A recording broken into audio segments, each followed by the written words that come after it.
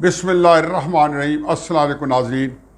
दो राय नहीं है कि इमरान खान प्रोजेक्ट CIA और ISI दोनों का मुश्तरका और दोनों की अबू धाबी में काविशों से एक अरसे से इसको परवान चढ़ाया जा रहा था। फाइनली 2018 तक गल बन गई और इमरान खान साहब जो इक़्तिदार में आ गए। मुझे और तो किसी चीज़ तकलीफ़ है या नहीं है, एक जुमला गैर मुतरज़ा समझ लें दरमियान में जो मेरे लिए सुहाने रूह बन चुका है कि इमरान खान साहब ने हमारी एक पूरी नस्ल नौजवानों की बिगाड़ के रख दी है। उनका दहन, उनका अखलाक, उनका किरदार सब कुछ तबाह बर्बाद करके रख दिया। जब मैं सोशल मीडिया पे देखता हूँ जो ज़ुबान इस्तेमाल करते हैं तहरीक इंसाफ वाले, जो गंदी नंगी गालियाँ देते हैं, वैसे तो मुझे पता है कि गालियों का जो जवाब है वो बदकिस्मती से इमरान खान साहब की ज़ात मुबारक तक आता है जब कोई जवाब देता है, क्योंकि ऐसे जो छोटे मोटे कतूरे हैं इनको कोई बंदा खाते में नहीं लाता, ना कोई इनकी बात कोई अहमियत होती है।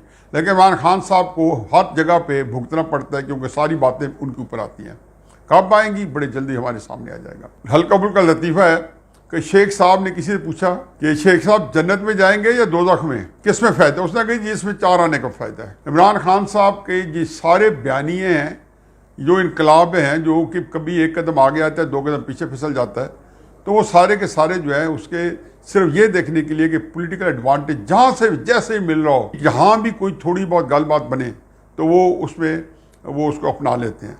आज इस्लामाबाद हाई कोर्ट में मरीम नवाज साहबा का तारीख भी थी एवन फील्ड रेफरेंस में, उसमें नवाज शरीफ साहब को भी सज़ा हुई है और मरीम नवाज साहबा को भी सज़ा हुई है। वहाँ पे खासी दिलचस्प गुफ्तगू होती रही।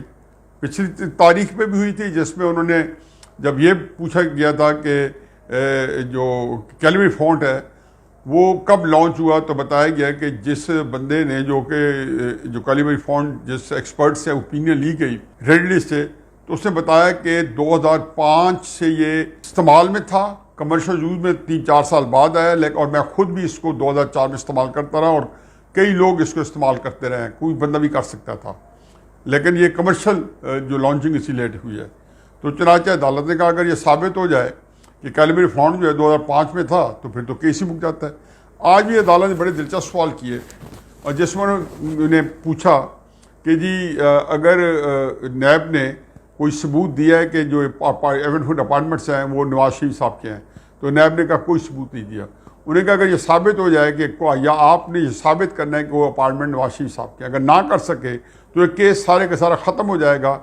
तो नैब ने कहा जी हाँ जी ख़त्म हो जाएगा। अब उन्होंने कहा जी फिर आपने कैसे उनको इंडाइट किया? उन्होंने कहा नवाज शरीफ साहब वहाँ रहते हैं। तो अदालत ने कहा कि पाकिस्तान के आधे से ज़्यादा लोग जब बाहर जाते हैं तो किसी ने दूसरों के घरों में रहते हैं, तो आपने कैसे अस्यूम कर लिया कि वो नवाज शरीफ बगैर सबूत के को नवाज शरीफ साहब के अपार्टमेंट्स हैं? चुनांचे मेरा ख्याल है कि नैब जो है खासी वहाँ पर फंसी हुई नज़र आती है और अदालत के रिमार्क्स भी। अब कितना सा केस चलता है ये बड़ी जल्दी आएगा, उम्मीद है कि जल्दी हेयरिंग होगी और इसका जो भी कट्टा कट्टी निकल आएगा।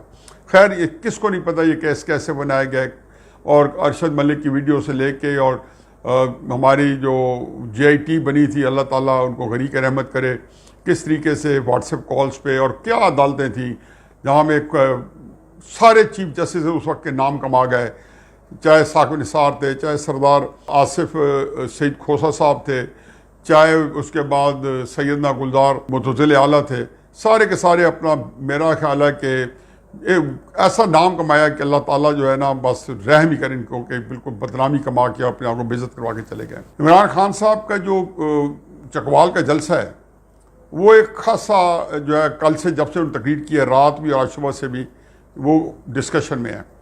और उसकी वजह यह है कि कल इमरान खान साहब ने वो बातें सारी ज़्यादा गुस्से में दोहराई जो कि पिछले 4-5-6 महीनों से कर रहे हैं। वैसे तो उन्होंने आज से कोई 6-7 महीने पहले जब वज़ीर आज़म थे और दीर के अंदर जलसा किया था तो वहाँ भी उन्होंने कोई लफ्ज़ नहीं चबाए थे। एक दिन पहले DG ISPR ने कहा था कि फ़ौज न्यूट्रल है, तो उन्होंने कहा था कि न्यूट्रल तो जानवर होते हैं। अब उसके बाद से उन्होंने कभी मुड़ के नहीं देखा। इमरान खान साहब को ये गलतफहमी हो गई है, पता नहीं वो अपने आप को उन्होंने कन्विंस किया हुआ है कि जितना मैं अग्रेशन में जाऊँगा तो इदारे जो है उतना मुझसे डरेंगे और पीछे हटेंगे। ये ठीक है कि इमरान खान साहब के जो साथी हैं उनके बारे में 2-4 बातें कहेंगे कि वो उनके साथ किस हद तक खड़े हैं या किस हद तक इस तरह के नैरेटिव में साथ दे सकते हैं। कतई नज़र इसके इमरान खान साहब को इसके डिविडेंड्स मिले हैं। हमने देखा है कि अदालतों ने भी उनके आगे जो है दबकी रही हैं, और अभी तक तो इदारा भी जो है वो इस मार पे है कि जी किसी तरीके से हम इमरान खान साहब को जब भी पकड़े तो नुकसान कम हो और फ़ायदा ज़्यादा हो। पता नहीं इस तरह का जब आदमी स्कीम बनाता है, जो कि नवाज शरीफ साहब के बारे में इस तरह की स्कीम नहीं बनाई गई थी, उस माजी में किसी के खिलाफ ऐसी स्कीमें नहीं बनाई गई थी, तो इमरान खान साहब के बाद ये स्कीम उनको मौका मिलेगा या नहीं मिलेगा, क्योंकि इमरान खान उनकी एक तारीफ ज़रूर करनी पड़ेगी इमरान खान साहब की कि वो प्रिएम्प्ट कर जाते हैं पहले से। वो एक जो बात उसका ख्याल होता है कि एस्टैब्लिशमेंट जो है या आर्मी जो मिलिट्री लीडरशिप है उनके बारे में ये प्लानिंग करी होगी, उनके खिलाफ वो वीडियोस लेके आएंगे, उनके खिलाफ कोई उनकी जो गलत किस्म की जो है ना उसकी चीज़ें सामने आएंगी, कोई चोरी चकारी सामने आएगी, तो पहले उससे शोर मचा देते हैं कि मेरी वीडियोस लाई जाएंगी, मेरी फलान लाई जाएगी। खैर जब ये चीज़ें आएंगी तो इमरान खान साहब चाहें या ना चाहें, वैसे तो जो है एक सरसरी जुमला कहता जाऊँ कि जब इस्तेमाल होगा तो इमरान खान साहब को खातर खा नुकसान पहुंचा के जाएगा। असल में जो कल जो तकरीर किया उन्हें चकवाल के अंदर, वो एक तबले जंग था, इसमें दो राय नहीं है कि उनकी जो बॉडी लैंग्वेज थी ना उसके अंदर एक जिसको कहना चाहिए कि एक दफ़ा फैसलाबाद जलसा किया था तो मैंने कहा था कांप रहे थे, तो वो भी बड़े गुस्से में थी, लेकिन कल तो लगता है कि वो कोई बहुत ही उनके अंदर एक गुस्से की वो कैफियत थी कि उनका जो खून का जो जोश था वो बिल्कुल चेहरे से रंगें सारी उनकी फूली हुई थी, और वो लोगों को जिस तरीके से उकसा रहे थे उनका ख्याल था, और ये बिल्कुल सही ख्याल है कि लोगों को जब उकसाया जाता है तो वो एस्टैब्लिशमेंट जो है बैकफुट पे चली जाती है। पर एनीवे 2 दिन पहले एक और वाक़या हुआ था कि इमरान खान साहब की कोर कमेटी की मीटिंग हुई जिसमें इमरान खान साहब ने शिकवा किया, या जो बात सामने आई और बाद में मुझे भी मालूम हुई, उन्होंने कहा जी कुछ लोगों ने एस्टैब्लिशमेंट से राब्ते किए हैं।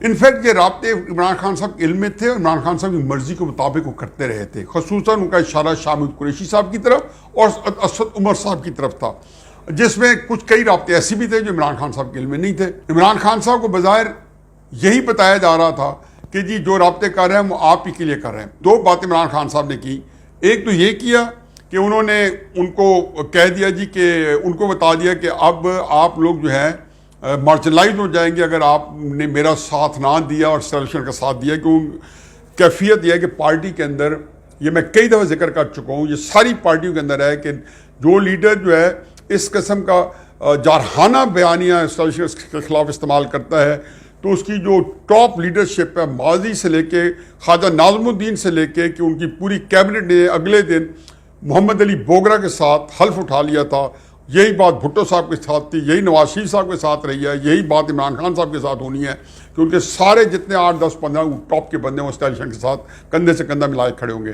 चुनांचे उन्होंने एक पैगाम एस्टैब्लिशमेंट को दिया है कि इनके साथ आप रब्ता करेंगे तो मैं इनको यानी कि इनको मैंने अपने नज़रों में रखा हुआ है। हालांकि इमरान खान साहब इनको खुद अपने मकसद के लिए इस्तेमाल भी करते रहे, उनको अच्छी तरह पता होता है कि ये बंदे एस्टैब्लिशमेंट के साथ रब्ता करने में है, क्योंकि जहाँ पर उनकी एक कैफियत यह आती है कि वो बड़ी जाहिरियत है, वहाँ पे जब उनको पता चले कि मामला फहमी में अगर मुझे कैपिचुलेट करना है, मैंने बिल्कुल अपने आप को जो है ना ढेर करना है, ज़मीन बोस करना है, किसी के जो है थले लग के बात मनवानी है और बात बनवाई जा सकती है तो फिर वो थले भी लग जाते हैं। इसी तरीके से उन्होंने उनकी वो कहते हैं ना कि ब्लो हॉट ब्लो कोल्ड के गुस्सा भी दिखा दो और नरमी भी दिखा दो। ये जो होता है कि जी आप इधर से थोड़ा सा जो है बताएं कि जी बड़ी जाहिरियत है और फिर उसके बाद बता दें कि मैं जो है ना मुफाहमत भी कर सकता हूँ। मुख्तलिफ जलसों में चलता रहा, खसूसन चकवाल के जलसे से पीछे 7-8 दिन पहले जब रॉबिन राफेल आई तो मैंने एक ही जो है अंदाज़ा लगाया और यही बातें खबरें बाहर में आई कि उन्होंने एस्टैब्लिशमेंट का इमरान खान को एक सफ़े बिठाना था। उसके नतीजे में एक इतला के मुताबिक 2 मुलाकातें हुई बाजवा साहब के इमरान खान साहब की और एक इतला के मुताबिक 1 मुलाकात थी। बल्कि दोनों जो थी उसके अंदर मेरा ख्याल है कि इमरान खान साहब की तशफ़ी नहीं हुई, बल्कि इमरान खान साहब की जो गुस्सा और फ्रस्ट्रेशन जो बढ़ गई और वो कल चकवाल के जलसे में सामने नजर आई। और ये वो तबले जंग था जो उन्होंने चकवाल के जलसे में बजा दिया एस्टैब्लिशमेंट के खिलाफ। ये बात मैं हतमी तौर पर मैं कहता था और आखिरी हरफ आखिर के तौर पर कहता था कि इमरान खान का जो बयानिया है उसने मकबूलियत दी है। वो मकबूलियत इसलिए दी है कि एस्टेब्लिशमेंट को उन्होंने गालियाँ दी हैं और एस्टेब्लिशमेंट को उन्होंने बुरा भला कहा है। ये जो बातें इससे से पहले भी सख्त कर चुके हैं, उनको जानवर डायरेक्ट तौर पे कह चुके हैं जब वो वज़ीर आज़म थे, दीर के जलसे में थे। और जब उन्होंने देखा कि मैं इनको उनके गुमान था कि इनको मैं डरा के दबा लूँगा, खैर गलतफहमी होती है। मेरा हमेशा होता है कि एस्टेब्लिशमेंट को ना डराया जा सकता है ना दबाया जा सकता है।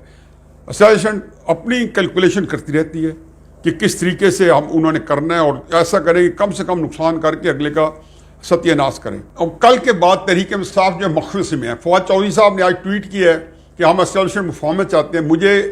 मेरे अपने जो हिसाब किताब है, फवाद चौधरी साहब एग्जिस्ट नहीं करते। इमरान खान साहब फवाद चौधरी साहब को सीरियसली नहीं लेते, उनको मुंह पे कह चुके हैं कि आप एस्टेब्लिशमेंट के आदमी हो और एस्टेब्लिशमेंट के साथ ही आपका जो है ना रख रखाव उनके नोटिस में। और कई दफ़ा कहते हैं जी कि वो उनसे मिल के आए हैं, इस तरह कटिंग रिमार्क्स, वो बेचारे सफाइयाँ भी देते रहते हैं। फवाद चौधरी साहब बड़ी 8, 10, 15, 20 बंदों में इमरान खान साहब ने उसमें टॉन्ट किया। इसी तरीके से उनको अच्छी तरह पता है कि कौन कौन लोग हैं जो एस्टेब्लिशमेंट के साथ राब्ते में हैं और इमरान खान साहब के आमना सामना एस्टेब्लिशमेंट के साथ जब हुआ तो वो कहाँ बैठेंगे। जो आखिरी जंग लड़ना चाहते हैं उनको ये पता है कि जी अब मेरे लिए अरसा याद अब तंग किया जाए तो आया पार्टी फिर कौन चलाए, इसके लिए वो किसको मुंतखब करते हैं और आया पार्टी उसको एक्सेप्ट करेगी या नहीं करेगी, फर्क नहीं पड़ता। क्योंकि इमरान खान साहब ने जिसको भी नॉमिनेट कर दिया, चाहे वो कोई निचले दर्जे का भी हो, तो जो पब्लिक सपोर्ट है, जैसे मरियम को शिफ्ट हो गई नवाज शरीफ साहब की सपोर्ट,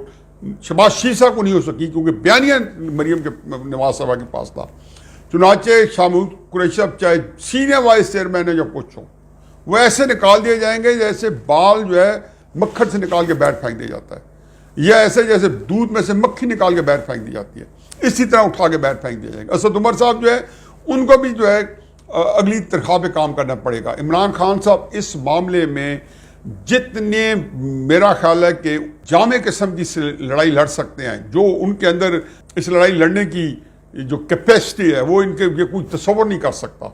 और उनको कैलकुलेशन बड़ी ज़बरदस्त है, उनको अच्छी तरह पता है कि जी आगे लड़ाई कैसे लड़ी जा सकती है। इमरान खान जिसको मर्जी बिठा दें, एस्टेब्लिशमेंट क्लैश लेके मामला आगे नहीं चलता। चुनाव आपने देखा है कि बेनज़ीर भुट्टो साहब जब 1988 में इक़्तिदार में आई तो एस्टेब्लिशमेंट के साथ वो तारीख़ी मुफाहमत की किसी के वहम गुमान में नहीं थी। 1986 में जब उतरी तो जुलूस में अमेरिका के खिलाफ जब नारे लगे कि उनका लोगों का ख्याल था कि या अमेरिका ने फांसी लगवाया या पाकिस्तान की एस्टेब्लिशमेंट ने भुट्टो साहब को फांसी दी है जनरल हक के खिलाफ। तो बेनज़ीर साहब हमारे दोस्त बताते हैं, मैं तो उन दिनों उस वक्त पाकिस्तान नहीं था, कि बेनज़ीर साहब ने ट्रक से रुकवाया, बंदों को बुलाया, उन्होंने कहा अमेरिका के खिलाफ नारे ना लगाएं। फिर 1988 में उन्होंने वज़ीर ख़ारजा भी एस्टेब्लिशमेंट के लिया, शहज़ादा याकूब वी जाफरी लिया वज़ीर ख़जाना एस्टेब्लिशमेंट का, उनकी आधी कैबिनेट और सारी उनकी शराइत के ऊपर हुकूमत कबूल की। बाद में आज तक पीपल्स पार्टी क्रिटिसाइज़ करती है कि बेनज़ीर साहबा ने ये मुफाहमत के साथ ये सारा काम किया। तो इमरान खान साहब जिसको मर्जी लेके आए, मुखासमत में कोई उनकी गुंजाइश नहीं पाकिस्तान की सियासत में। एक और भी चीज़ थी इमरान खान साहब की और उस पर भी वो थ्राइव करते थे कि किसी तरीके से अगर पाकिस्तान मुझे नहीं मिलता तो किसी को ना मिले। जैसे कि शौकत तरीन साहब ने वज़ीर गुज़राए ख़जाना को टेलीफोन किया कि IMF का प्रोग्राम रखवाया जाए। मकसद क्या था कि पाकिस्तान जो है टक्के टोकरी हो जाए, रुल जाए। और इस तकलीफ़ के अंदर ऐसे होता है ना कि जैसे ज़ख्मों में एक पाव भर नमक छिड़क दो रिश्ते हुए ज़ख्म पे, ऐसे ही था ये काम करना और उनको जो है ठिकाने लगाना। एंड रिज़ल्ट ये है कि इमरान खान साहब की सियासत जो है कल के बाद एक नए चैलेंजेस का सामना है। अब ये तो बात तय हो गया है कि इमरान खान साहब का मुस्तकबिल जो है वो बड़ा मखदूश हो गया है। ये बात भी तय हुई, जंग बिल्कुल ओपन हो गई है। अब उनके बाद अगली तकरीरें उससे ज़्यादा सख्त होगी। कल उन्होंने मिस्टर XY से लेके और DGISPR का तो नाम भी लिया, सबको किया और साथ जो कहा कि उन्होंने कहा ये तुम्हारे साथ इनको जो तुम्हें खुफिया दबाता है तुम उनको दबाओ, जो तुम्हें गालियाँ देता है तुम उनको गालियाँ दो। यानी कि ये बात उन्होंने, ये हिम्मत इमरान खान साहब को इसकी दाद जरूर देनी चाहिए कि वो एक लड़ाई को जिस लेवल पे ले गए हैं, पाकिस्तान के अंदर हम इससे नावाकिफ थे। एस्टेब्लिशमेंट को रेजिस्ट लोग करते रहे हैं, इनडायरेक्टली करते रहे, लेकिन इमरान खान ने खुल के किया है। आगे एस्टेब्लिशमेंट क्या सोच रही है, सारे जनरल जो है 4, 5, 7 जो क्या सोच रहे हैं, सारे एक ही पेज में हैं, सारी एक ही सोच रख रहे हैं और वहाँ बैठ के वो मिल के फैसला करेंगे।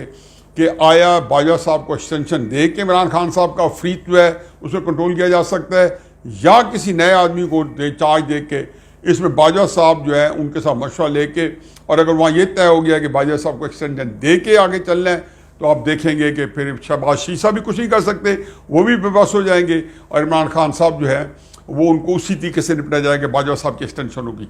बसूरत दीगर इमरान खान साहब का जो नया आए या बाजवा साहब आए, इमरान साहब के लिए जो कहते हैं ना डाई इज कास्ट, उनके बारे में फैसला जो है उसका तयन पहले भी हुआ होगा, अब उसको फाइन फिनिश दे के मेरा ख्याल है कि अल्लाह ना ही करता कि मुल्क हमारा मुल्क और किसी तसादम का मुतहम्मिल नहीं हो सकता।